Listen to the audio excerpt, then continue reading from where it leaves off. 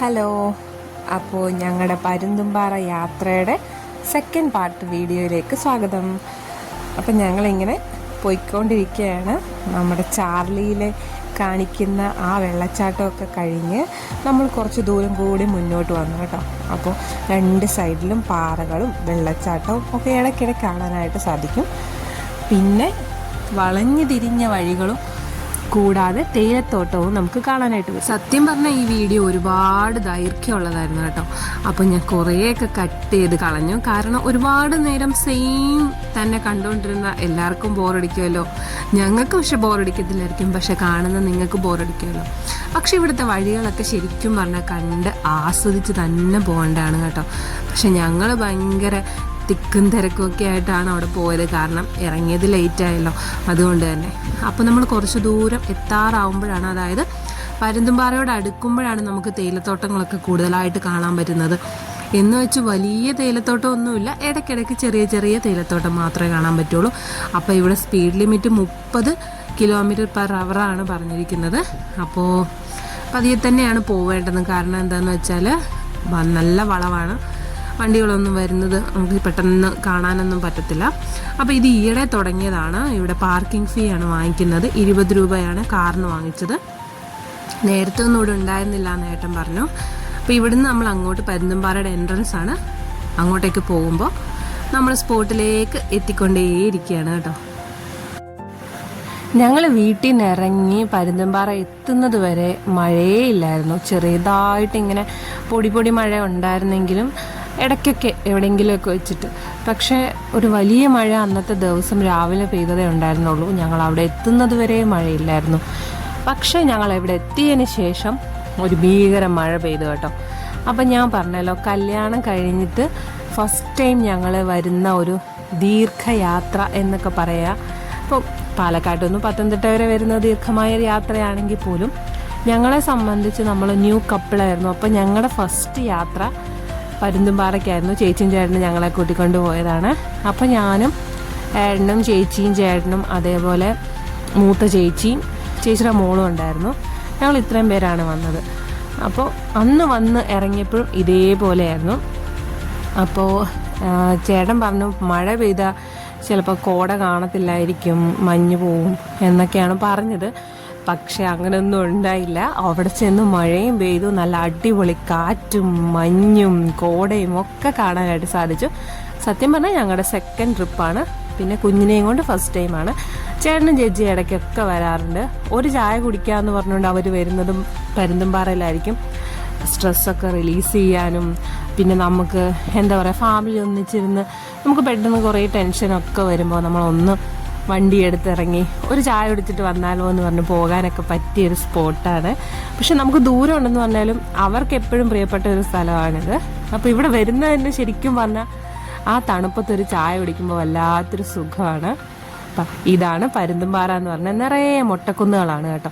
അപ്പോൾ നമുക്കതിൻ്റെ ഉള്ളിലോട്ടൊക്കെ ഇറങ്ങിയൊക്കെ പോകാം. ഈ ഒരു ഇപ്പം കണ്ടില്ലേ തെളിഞ്ഞൊരു കാലാവസ്ഥ, ഈ ഒരു കാലാവസ്ഥയിലാണെങ്കിൽ നമുക്ക് ഇറങ്ങിയൊക്കെ പോകാം. പക്ഷെ ഞങ്ങൾ ചെന്ന് കുറച്ച് കഴിഞ്ഞപ്പോഴത്തേന് നല്ല മഞ്ഞായി, ഞങ്ങൾക്ക് ചുറ്റിനും ഒന്നും കാണാൻ പറ്റാത്തൊരവസ്ഥയായി. അതുകൊണ്ട് തന്നെ ഞങ്ങൾ ഉള്ളിലോട്ടൊന്നും ഇറങ്ങിയിട്ടില്ല കേട്ടോ. അപ്പോൾ ഇവിടെ കുറേ പേര് ചില്ല് ചെയ്യാൻ വേണ്ടി നിൽപ്പുണ്ട്. ഇവരുടെ ഡാൻസും പാട്ടും കണ്ടാൽ നമുക്കും കൂടെ തുള്ളാനായിട്ട് തോന്നും കേട്ടോ.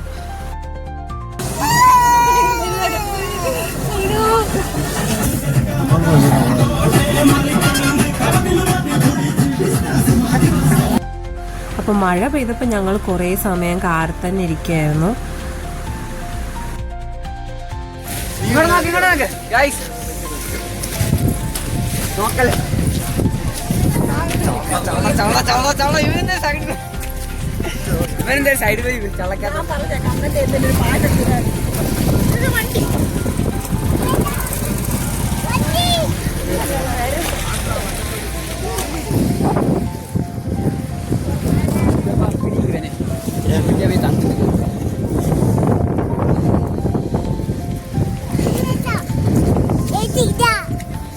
അടുത്തറങ്ങി അടുത്തടുത്ത്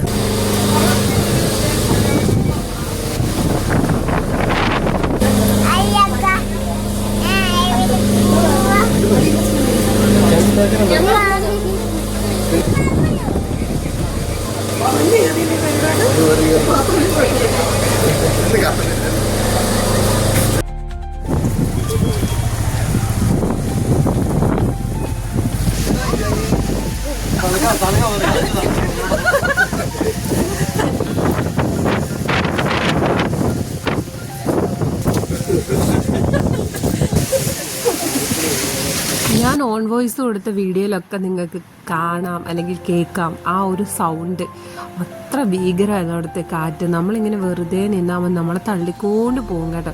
അപ്പോൾ താഴോട്ടൊക്കെ ഇറങ്ങണമെന്നുണ്ടായിരുന്നു, പക്ഷെ ഞങ്ങൾ ഇറങ്ങിയില്ല. പിന്നെ നേരെ മഴ കഴിഞ്ഞതും നേരെ പോയി ഞങ്ങളൊരു ചായ കുടിച്ചു. അവിടെ കയറിയപ്പോൾ വീണ്ടും മഴ പെയ്തു. പിന്നെ ചായ, മുട്ട ബജി, ഏത്തയ്ക്കാപ്പം, പിന്നെ ബ്രെഡ് ഓംലെറ്റ് അവിടെ മെയിനാണ്. അപ്പം ഞങ്ങൾ ബ്രെഡ് ഓംലെറ്റും പറഞ്ഞു എല്ലാവർക്കും.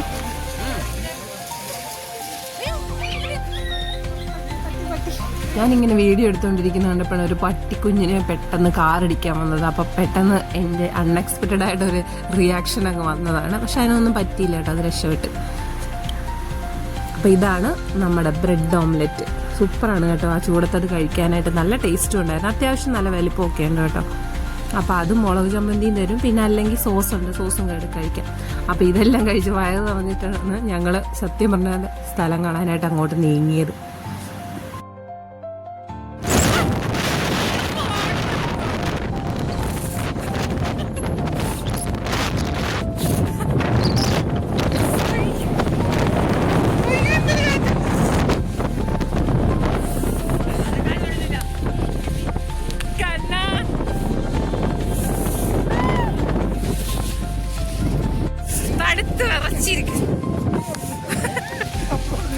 ഇതെന്താ കാണുന്ന പോലില്ല.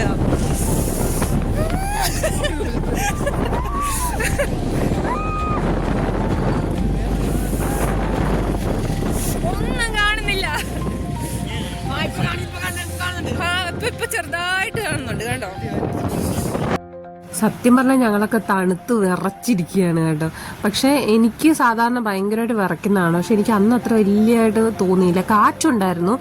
കാറ്റെന്ന് പറഞ്ഞാൽ നമ്മളിങ്ങനെ നിന്നാൽ മതി, നമ്മളെ കാറ്റിങ്ങനെ നീക്കി കൊണ്ടുപോകും. ഫോണൊന്നും ശരിക്കും പിടിക്കാനേ പറ്റുന്നില്ലായിരുന്നു. ഫോണൊക്കെ ഇങ്ങനെ തെറിച്ച് പോകുന്നൊരവസ്ഥയായിരുന്നു. അപ്പോൾ നച്ചുവിന് നല്ല തണുപ്പായി. ആദ്യം അവളോട് ബനിയൻ ഇടാൻ പറഞ്ഞപ്പോൾ അവൾക്ക് വേണ്ടാന്ന് പറഞ്ഞു. പിന്നെ ബനിയൻ ഇട്ടതാന്ന് പറഞ്ഞു. അങ്ങനെ നച്ചുവിനെ കൊണ്ട് പിന്നെ അവൾക്ക് കാലൊക്കെ വേദനിക്കുന്നു പറഞ്ഞു. അപ്പം അവർ പോയി കാറിലിരുന്നു. അവർ പിന്നെ കുറേ സമയം കാറിലിരുന്ന് ചൂടൊക്കെ ആക്കിയിട്ടാണ് വന്നത്.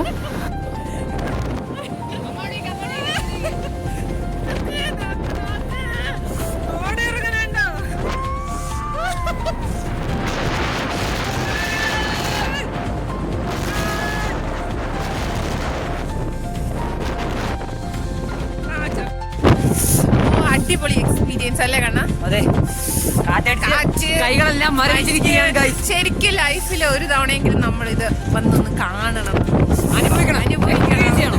ഞങ്ങളിത് രണ്ടാമത്തെ കണ്ടോ കേട്ടോ. അവര് ഞങ്ങൾ കല്യാണം കഴിഞ്ഞ ആദ്യമായിട്ട് വന്ന സ്ഥലം അല്ലേ ഏട്ടാ? ഫസ്റ്റ് കൈകളും കാലുകളെല്ലാം മരവിച്ച് വട്ടി പോലോ. ഇതുണ്ടോ, ഒന്നും കാണത്തില്ല, ഫുൾ മഞ്ഞാണ്. പിന്നെ എന്റെ കണ്ണാടിയും കാണത്തില്ല. പാടുകളെ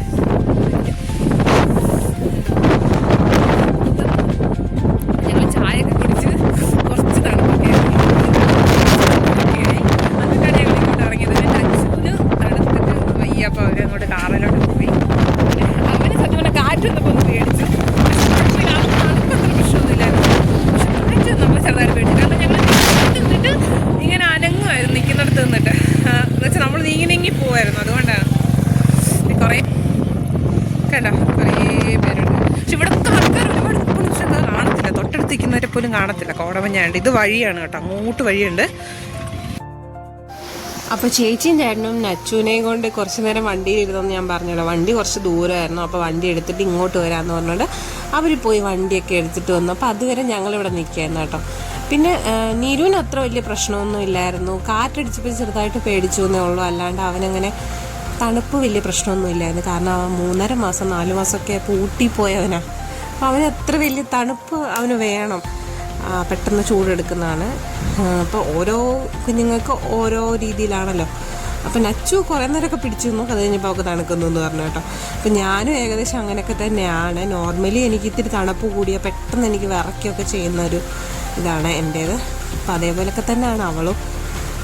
അപ്പം നീര് പേടിച്ച് കിടക്കുകയാണ്, തണുത്തിട്ട് കിടക്കല്ല കേട്ടോ. കാറ്റ് വന്നപ്പോൾ ചെറുതായിട്ടൊന്ന് പേടിച്ചു, എന്തായി സംഭവം എന്നാലും അറിയത്തില്ലല്ലോ. അപ്പം അതിൻ്റെ ഒരു പേടിയിൽ ഇങ്ങനെ കിടക്കുകയാണ്. എക്സ്പീരിയൻസ് പറ നീരിക്കുട്ട, പറടാ. എന്താ വണ്ടി വരുന്നുണ്ട്, വണ്ടി വരുന്ന ഒന്നും ശരിക്കും പറഞ്ഞാൽ കാണത്തില്ല, ലൈറ്റ് ഉള്ളതുകൊണ്ട് മാത്രം കാണുന്നത് കണ്ടോ. സൗണ്ടൊക്കെ അടുത്ത് വരുമ്പോഴേ സൗണ്ട് വരും.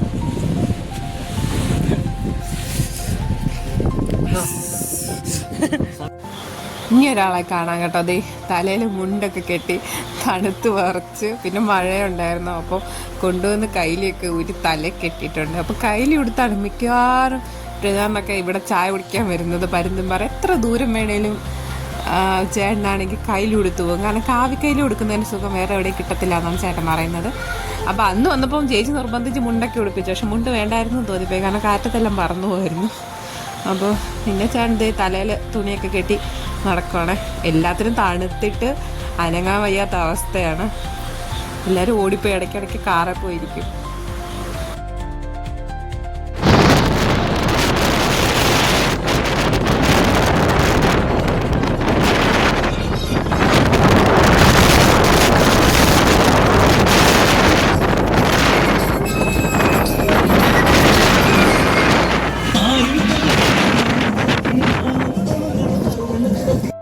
അപ്പോൾ കുറച്ച് നേരത്തെ അടിപൊളി പരിപാടികൾക്കും എന്താ പറയുക ആസ്വാദനങ്ങളും ഒക്കെ കഴിഞ്ഞിട്ട് ഞങ്ങളങ്ങനെ വീട്ടിലേക്ക് മടങ്ങുകയാണ്.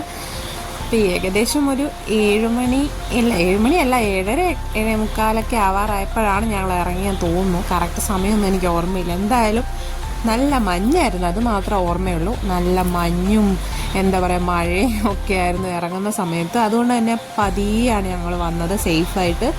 പിന്നെ കാറിൽ ഇങ്ങനെ മഞ്ഞ് മൂടുന്ന ഒരു അവസ്ഥ ഉണ്ടായിരുന്നു. ഗ്ലാസ് ഇങ്ങനെ ക്ലിയർ ആവാത്ത, അപ്പോൾ നിങ്ങൾ വൈപ്പറിട്ട് അങ്ങനെ എന്താ പറയുക കാർ ഇടയ്ക്ക് ഹീറ്റാക്കി ഉള്ളിൽ ഹീറ്റാക്കി അങ്ങനെയൊക്കെയാണ് വന്നത് കേട്ടോ.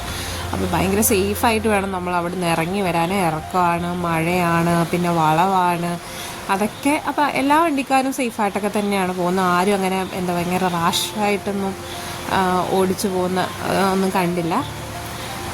അപ്പം നമ്മളിങ്ങനെ പതിയെ ഇറങ്ങി വരുന്ന സമയത്ത്, നമ്മൾ മല ഇറങ്ങുന്ന സമയത്ത് നമ്മുടെ ചെവിക്ക് ഇങ്ങനെ ചെറിയ വേദനകളൊക്കെ വരും. അപ്പോൾ ഞങ്ങൾ കുറേ നേരം നിന്നപ്പോൾ ഇടയ്ക്ക് എവിടെ വെച്ച് ഭയങ്കര ഒരു ബ്ലോക്ക് കണ്ട്. എന്താ സംഭവം എന്നൊന്നും അറിഞ്ഞുകൂടാ, കാരണം നല്ല മഴയൊക്കെ പിന്നീട് പെയ്തിട്ടുണ്ട്.